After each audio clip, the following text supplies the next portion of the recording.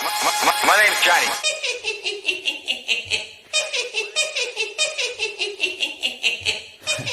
Drop it. Hey, how's it going, Joker fam? It's your boy Haha Joker, aka the Black Joker, back at it again with another Madden video for you guys. So, this video is coming somewhat late, but not really. It's a little bit after the heavyweight video that I just put out recently. So, I'm going to take this time out to talk to you guys real quick about a question that was asked of me about how I use the Oakland Raiders theme team. And when it comes down to it, there's three simple things that I feel that I've used, not in a pro level, obviously, but well enough to get me wins. At least get me wins with a theme team, at least. So, when it comes down to it, through all the Maddens that have came out since MUT has started, people have gotten into this mindset that you need to buy packs and pay money and this and that to get a team that you want that will be good so you can get wins. I've said plenty of times on this channel before that I don't believe in that. Now, buying packs that are worth something is one thing. Through the Blitz promo that we've had this year, there were packs that were worth something. There were Redux packs that you knew what you were getting out of. Redux players. There were Centennial packs that you knew what you were going to get out of them. Centennial players. Those packs are worth something. Buying a Legend bundle for $100 that doesn't guarantee you anything ain't worth much of anything at all. So, with that being said, this is what this video is about. Now, the question went something similar to, I don't have it right now, but if I could pull it up, but I remember it went something like, I like how you use your theme team, but is there a way that you go about beating top tier teams with that theme team? Because in some of the videos that I put out, I've played against teams that were better than the theme team and still came out with wins. When it comes down to it, do players make a difference? Yes, but it's mainly scheme over team. But I'm going to get into that more in depth with this video. So we're going to start off with number one, tendencies. Now, tendencies are things, in my opinion, that help you be able to tell what your opponent is going to do or what they're trying to do. In this game, people tend to go to what they're comfortable with. If you can take that away from them, people either quit out or you're blowing them out by 21. That's it. Now, when it comes to trying to figure out people's tendencies, you have to be paying attention to certain things. For example, when I come out in certain offenses or certain defenses or whatever the case is, I already know what my reads are going to be and what I'm looking for. But I don't base that off of my play. I base that off of what you show me. So if I'm on offense and you come out on defense and I can read that you're in a cover 2, I have something that can beat cover 2. If I read that you're in cover 3, I have something that can beat you in cover 3. These are tendencies that I can pick up on quick. But it works more in a sense for when you're on defense, when you're playing against somebody on offense. If you notice people are running crossers and this and that, and you take these things away from them, because when it comes down to it, most people in Madden only have one read. These one-play touchdowns that you see a lot of the times that people run, you can easily shut them down. Man up, play over top, play back, whatever the case is. Take away that read as quickly as possible. And then when it comes down to it, outside of them scrambling around or whatever the case is and throwing the ball away, typically it's going to end up as an incomplete pass, a pick, or a sack. Because now you're starting to pick up on their tendencies and what they like to do. But we're going to get into that more in depth also, because all of these tips come in full circle, which brings me to number 2 is playbook comfortability. You have to be comfortable in whatever playbook that you're running, defensively and offensively. If you're not comfortable in the playbook, I see so many times people are in ebooks that they are not comfortable in, but because a Madden Pro told you this is the best playbook to run and this and that, it might not be what's best for you. For some Madden pros, run heavy playbooks on offense, that's they stuff. That's what makes them them. But that might not be the direction you want to go in. I like to pass first. And a Madden this year that run game is dominant. But that's just what I've always been comfortable with. In a lot of my videos, a lot of my gameplay videos, I'm typically always in this exact same formation every single time. Because in that formation, I am comfortable in it. I can make certain reads that get certain people open. So I can dial up dots, run the ball, whatever the case is. That's what I'm comfortable in. And a lot of people don't really get that or really understand that. But I've been in the Carolinas playbook for years now. Probably close to 4 years now. I haven't really gotten out of the Carolinas playbook until this year. I've gotten into the Jets. But I've gotten into the Jets playbook only on the simple fact that they had the formation that I used to run out of Carolina's playbook. That is the only reason. If they didn't have that play, which is slot post angle, if they didn't have that formation, I would not be in the Jets playbook because I'm not comfortable with not having that formation in a playbook. That's playbook comfortability for me. It plays a big part in how you make adjustments. Are you comfortable making adjustments out of this? Can you run out of this? Can you do this out of this? When you have the ability to run and pass the ball, especially out of one formation, it makes people think twice about what they can do. And it makes it harder to pick up on my tip number one, which is tendencies. If you are comfortable in your playbook, you can change around your tendencies as much as you want. You can go, I can run 6 plays down your throat, and then when I see you come out in a different defense, then I can pass because I'm comfortable within that playbook, and it's harder for you to pick up on my tendencies. And then it becomes more of a, I guess an analogy would be a chess match more than a checkers match.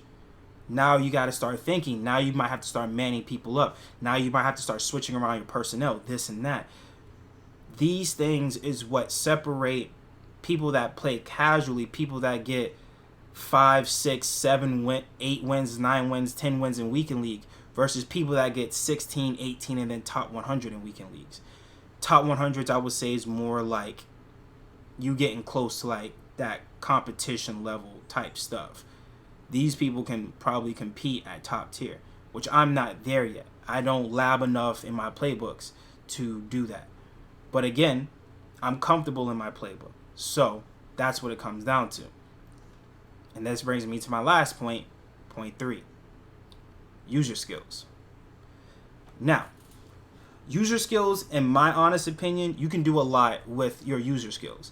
Now, from last year to this year, user skills have been different in a sense that people don't get as glitchy with the linebackers and things of that nature like they used to.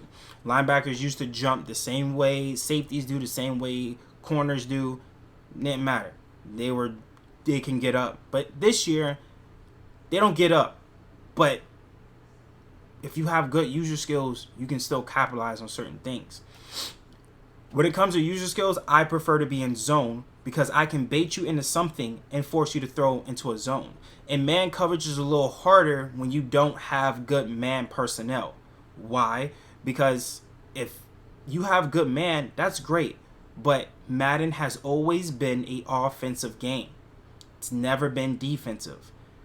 It's just the way it is. The one time that they made it a defensive game is when they very first introduced hit stick in the game when Ray Lewis was on the cover.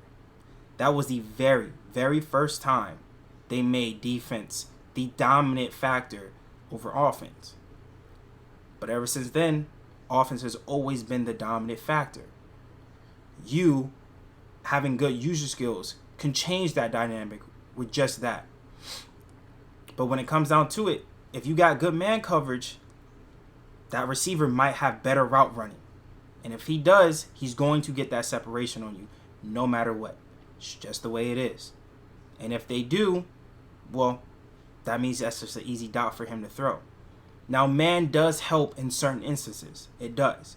But like I said, I prefer zone because I can bait you into something and you can throw right into a zone. Or I can fake like I'm going one way and then cut back the other to pick up a read that I know you're going to throw because of your tendencies. But I'm going to go ahead and jump into a gameplay for you guys just to talk through it and go through my ideas on it. My tips and everything like that I've told you to show you guys of what I'm talking about and what I mean. Alright, so guys, so we're in the game and I'm gonna, like I said, I'm gonna go through each tip that I was talking about as far as the 3 topics that I touched on and how important they are in game. Now I'm in a head-to-head game obviously, and I just want to touch on every little bit that I'm going to be going through. So I make my adjustments and this and that, and I'm gonna try to talk through most of this video just to keep things, you know, quick and simple, and I don't want the video to be too long, like an hour long or something like that. But as I can see, he's trying to run the ball a lot, so he's trying to, you know, thrive on the run game. That's his thing. So I'm gonna pitch and then see if we can force him into other stuff. Now this is what I mean about using and then taking away certain things. Now I'm gonna pause the game real quick. All right. Now what I saw, what I gathered from that, very simple, right? Came out I formation, he tried to run the ball, got stopped. Came out, tried to run it again, got stopped. So I pinched my D line. So whether or not he was going to run the ball or not, he 100% wasn't going to get that run off on me. So then I forced him into a pass. Now, this comes into my tip 3, the user skills. I have to decipher and pick what he's trying to go after with what I have. Now, I know my zones and I know what I can give and what I can't. What I'm giving him is the flats, which people very, very, very rarely go to. This now pushes me to now find other things around the field that he's going to. So I need to pay attention to what routes are crossing across my face or behind me. That's what I did. So I'll route, start from the right side of the field and come left. So that's what I took away. Now he has 3 options at this point. He can either 1, throw it away, 2, throw a pick, or 3, take the sack. He took the sack. So that is pretty much everything all in one besides my tip 3, which is playbook comfortability. Now, I can come out in nickel over G, which people don't do a lot, but this is what I do. I come out in nickel over G a lot because I feel like I have more roam and more speed on the field, but not just that, but I have good tacklers on the field when I come out in this. Now, I've seen this formation plenty of times. I have a feeling of what he's going to go to. And whether it's a crosser or whatever the case is, I should be able to lock it up. So, when it comes down to it, it has a lot to do with football knowledge, but not so much. I know it's 4th and long. I know he has to get the first, so I'm playing everybody back. That's very, to me, common sense. But again, I'm comfortable knowing with what I have on the field is going to get the job done, essentially. I'm going to go ahead and make these audibles, not these audibles, but these subs, and we're going to get right back into the gameplay. So anyways, we're back here on offense. I made my subs, and again, this comes with, like I said, playbook comfortability. Now, I'm comfortable running stretch. A lot of people can run dives and stuff like that, but this is what I'm comfortable with. This also has a big part to understand personnel. Okay, Barry is not in between the tackles running back. Can he do it? Of course, it's Madden. You know, you can do anything. But he has low carrying, which means he might fumble if he gets hit sticked or whatever the case is. So I try to keep everything to the outside. That was a good play on him. So we're going to come back out on offense, and we're going to try it again, but we're going to do something a little bit differently. So he has, from what I can see so far, decent run defense. But I want to see how much he can keep up with it, which obviously it broke there. Now, if you can break somebody down like that with running the ball, then by all means, run the ball the whole time. Don't go to pass. There's no point. If you can run the ball every single down and consistently pick up yards, then do it. But again, when it comes down to it, it comes down with tendencies. Now, if he would have stopped me on that one, the difference that made me, I probably should have sky kicked that. But anyways, the difference of him stopping me stopping him from running versus him stopping me, I did it consistently. He only did it once. That's not going to stop me from running the ball. Just because you stop something one time, that could have been luck. You could have got a lucky block shot, whatever the case is. Stopping something one time doesn't mean that, oh, that don't work. So understand that and make sure, like I said, you're paying attention to certain tendencies and things of that nature. So again, he comes out in shotgun. Obviously, he's going to pass. More than likely to somebody on the strong side of the field. Okay, so he audible to a run. Good play on Calais. Don't have a problem with that. So now, again, we always have contains on. Again, we know he has Vic. That's just something I know he might want to scramble out the pocket with. So he tried to scramble, of course, but it was locked up. So here's what I do. All right. After I make my adjustments, whoops, messed up. I have contains on, but I have my D tackles pinching. All right. So he threw a good pass. It was there. I gave it to him. It was short. Now, what I can do is I can do this. And now I have my D tackle slanted out. I slid my D line out. So this makes things easier for me. So we have a little bit of everything within those 3 tips right there, right? So I'm going to pause it and we'll talk about that. Now, I know he's going to look to scramble because his pass is getting locked down. He can't find what to go to. He can't pick up on what I'm doing. So I spread my D line to make sure I keep that consistent quarterback contain on. But I still have my D tackles slanted out so I can get more edge pressure. But I spied the middle because he wasn't running any routes across that middle where Pat Tillman was at. So if Tillman's not picking up on anybody, then he's just standing there. Which means, all that means that it's just another person not doing anything on the field. So he might as well spy.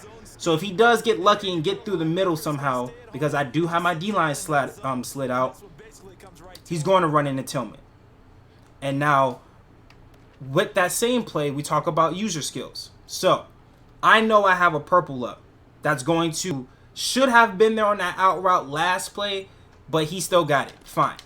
I'll give him that. But, if he wants to throw that into coverage again, I'm going to let him. Because you can't get lucky throwing it into coverage every single time. So what I did is that I faked like I was going to go with it because he got the completion last time. I faked that and came back quick and picked it off of the route that he thought was going to be open. That has a lot to do with user skills. That's never going to change. And like I said, this is what happens when you have an inability to pick up on tendencies. You have an inability to be comfortable in your playbook. Now, I'm not questioning on if he is comfortable in his playbook or not. But what I am questioning is his ability to read plays and to pick up on what I'm doing. What I'm doing is nothing crazy. I'm not manning up. I'm not sending 8. I'm not doing any of this foolishness. All I'm doing is essentially base aligning, showing blitz. Because you can't tell if I'm in cover 3 or cover 2, which it will show you in the play art. Obviously, at the end of the play, it should show you in the little box of what formation I'm in and what I'm running on defense. But regardless, he's not picking up on it quick enough, and that's just glitchy. So more than likely, this game is going to be over because it's 21-0. I got no tips for that one. That was lucky. I'll say that for sure. But anyways, that's what I mean about stuff on defense and stuff on offense. Now, if he stays in this game, I'm going to get into a little bit on reading defenses. So, and how that really works for me.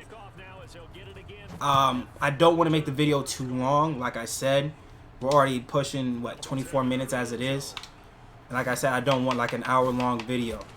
So what I might end up doing is maybe letting him score, so I can show you guys what I mean on offensive as far as passing the ball. And I hate to get Ray Lewis out of his X factor, but it's fine. I'll let him score that.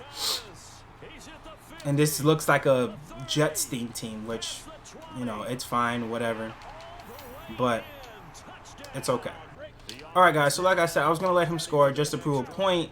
Not really prove a point, but show you guys what I meant about on defense as far as tendencies and what you read. Now, I can clearly see 2 corners, safety over top, so possible cover 3. So you guys have obviously seen me out in this a ton of times at slot post angle. So what my read is, since I can guess that he's in cover 3, I have the out route open to the right, which typically is going to be a dot. Now, if we go down to the play art, as you guys can see in the bottom right of the screen, he's in cover 3 sky. Like I said, base cover 3. He's not base aligning. He's not showing blitz. He's not even pressing the line of scrimmage or nothing. He's not trying to disguise what he's running at all, which is fine. But again, if you're playing somebody that knows what they're doing, they will capitalize on the lack thereof of you trying to disguise what you want to run. Now, this one, I can see 2 corners, 2 safeties over top, cover 2, right? So this time he pressed, which is not smart in cover 2, because as soon as Holt beats that corner, that safety's not going to have time. Well, I'm not going to say he's not going to have time, but depending on who the safety is, he probably won't have enough time to get over there and play that. So now I'm reading man coverage, all right? So this was probably cover 2 man, if I had to guess. So off rip, as soon as I hiked it, I read man coverage. Cover 2 man, as you guys can see in the bottom right. These are things that if you play the game long enough, you'll be able to pick up on easy. Now, if I had to guess again, cover 2 man, all right, since he held me up a little bit. But keep in mind how much spacing is on the field. These gaps that are on the field between the guards, those make for good run lanes for this play. So I passed a lot. So let me go ahead and run the ball and see what I can pick up. All right, so he got a good block shed. That's fine. So again, even though the run play didn't work, all right, the gaps are still there, but I'm not going to force the run. All right, so I can see he has edge pressure with the guy on the right. Okay, so I'm gonna drop Kittle down. Hopefully he picks that up, and now I'm blocking 6. All right, Joe Thomas should pick up the left, and I should have time. So I'm gonna wait. I could wait this out, and then bam, I have the comeback route. Okay, so again, he's probably in cover 2 man once again. Okay, so not cover 2 man, he ran a blitz, but it was still man coverage. So I have a way of beating man coverage. So now, guy has a choice. He's going to either stay in man, or he's going to switch to possibly cover 2 zone. We'll see what he's in as soon as I hike the ball. So this is zone again.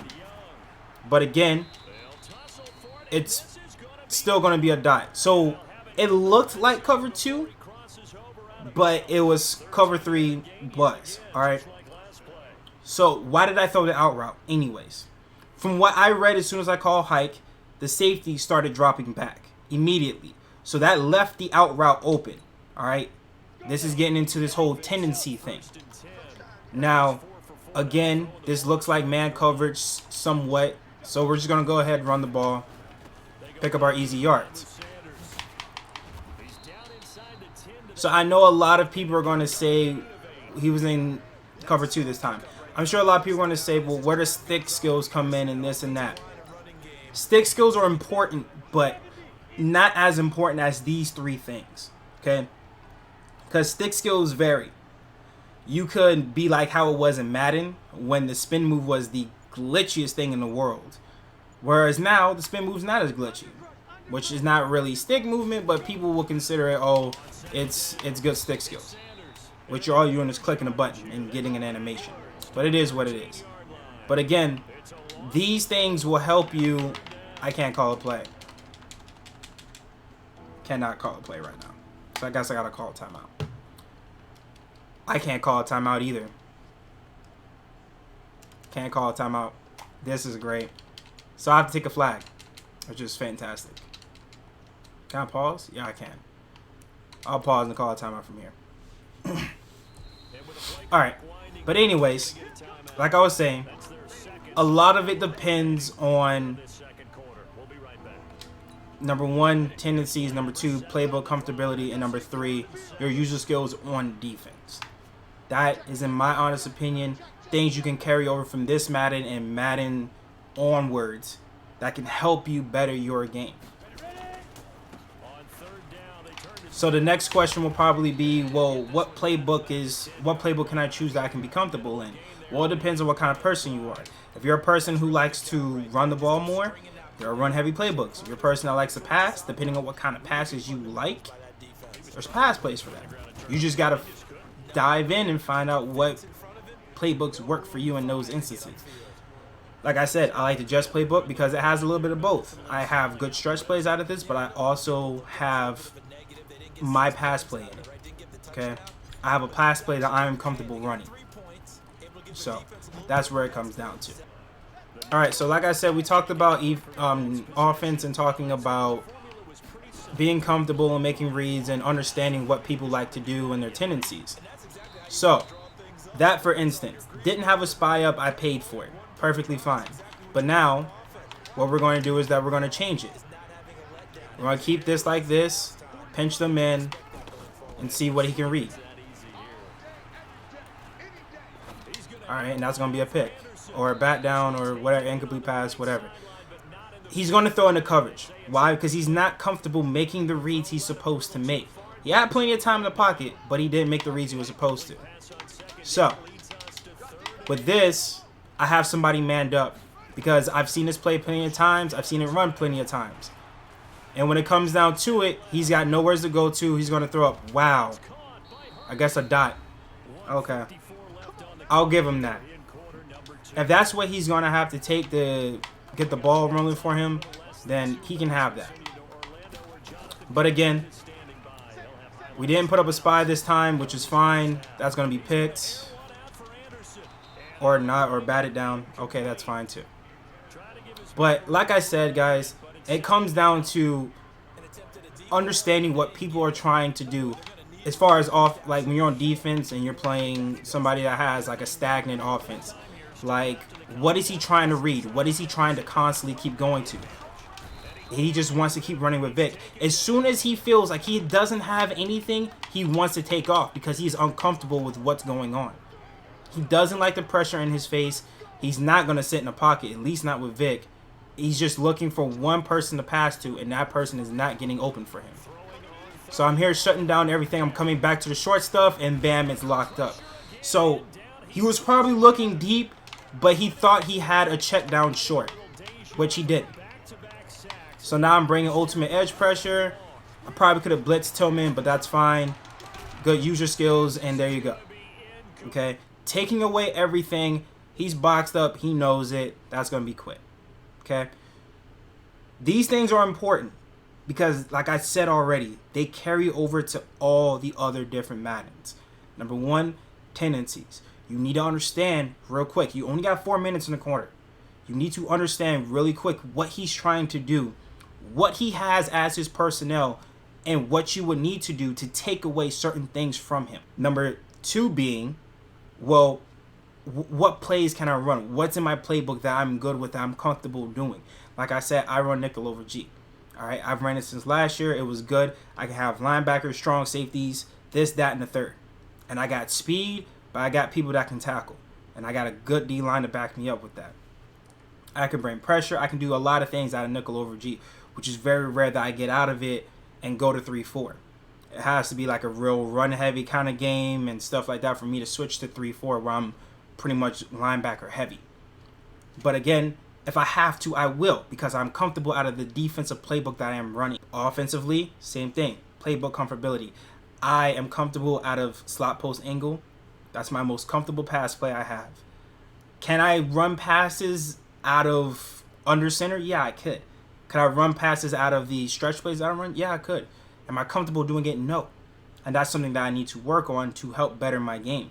Because I could run out of my pass play because I'm comfortable doing it. But I cannot pass out of my run because I'm uncomfortable doing it. But once I can do that, then it makes it harder for people to pick up on my tendencies. Because if I'm in a run formation like I was and able to run the ball like crazy, and he shuts that down because he's probably blitzing people or whatever, sliding to that side or whatever the case is, and I can't pass and I go to a pass play, well, then he knows, oh, well, this man can't pass out of the run. So when I see him come out in this formation, I'm bringing the heat. I'm putting all the pressure on him as far as the run game, because he's not worried about the pass, because he knows I'm not going to pass out of that formation. I'm only going to pass out of the slot post angle. That's where the problem lies. But again, most people can't pick up on that. So if they can't, they fail. And then the third thing, use your skills. Like I said, I run a lot of zone. I very rarely get out of zone. It's hard for people to read zone, especially when I'm baselining, pressing, this, that, and the third. I can bait you into either throwing into another coverage or bait you into a user pick just on user skills alone. I don't need to have people on my defense with 98 man coverage in order to lock you up. I don't. All I need is user skills and figure out your tendencies and bait you into certain things. Once I figure out your tendencies and what you're trying to go to, you're locked. Because if you're running deep routes and you're not throwing the ball deep, then why do I need to worry about deep routes? I don't.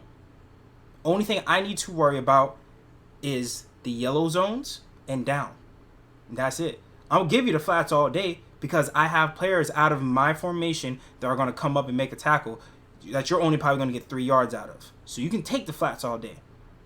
But let me see you throw a corner route. Let me see you throw something glitchy over the middle. And if you can't do that, like I said, you're either going to get sacked, throw the ball away, or you're throwing picks. And that's it. These 3 tips can carry over from this Madden, like I said, to the next one. And I hope, to whoever asked me that question, I hope I answered it in full detail. And I hope that this gameplay helped you understand of what I was talking about. If I need to go in more details about it, please let me know in the comment section below. This is my first explanation video, so I hope I did well on it. And I hope the video is not too drastically long. But besides that, till the next one, guys. Peace.